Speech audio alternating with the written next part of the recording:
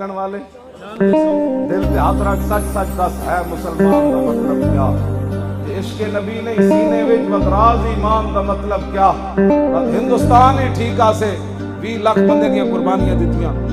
اے تے میجر امیر افضل بھی لکھیا غلام محمد بھٹی جڑا جنگ عظیم وچ خود بھی لڑدا رہا 104 سال دی عمر ہوئی ہے پچھلے سال فوت ہویا انہیں اپنی کتاب لکھی وہ مینوں اپنے نواسے دے ہاتھوں نے بھجوائی انہیں کہا میرا تو آخری عمر ہے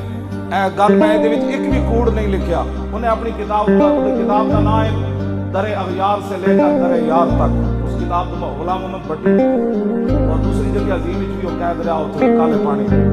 بہرحال لمبا اس نے اپنی کتاب کو پڑھن والے اودے وچ بھی انہیں لکھیا انہیں کہا 70,000 مسلمان میجر امیر افضل نے بھی پاکستان کتاب میں لکھیا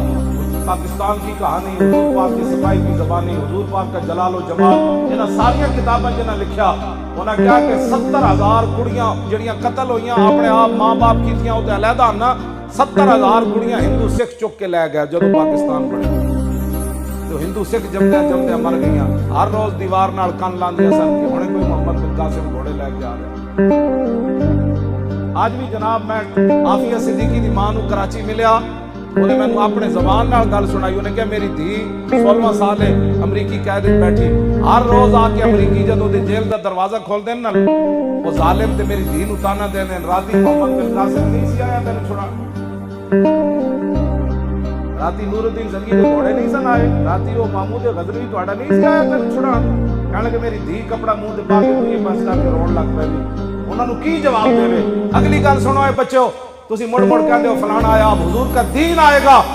اس جملے کا بدلہ ہم لے سکتے ہیں امریکی پتہ ہے کی کہتے ہیں عافیہ صدیقی نو کہنے لگے تو ہوں محمد بن قاسم کوئی نہیں آنے ایک طریقہ ہے تو آپ کو کنڈی کھول کے چلی جا اسی تینوں رہا کر جاؤ کنڈی کھڑی ہے لیکن ایک شرط ہے اسی قرآن تھلے بچھا دے تو قرآن تے چل کے جا کے کنڈی کھول کے چلی جا یہ دا جواب کس نے دینا ہے اور لکھا جائے بہت کیسی گلاں کرنے اسی اتنا ہی پوچھن گئے سی فیض آباد کے 10 ختم نبوت ادا کر کے نے ماریا اسی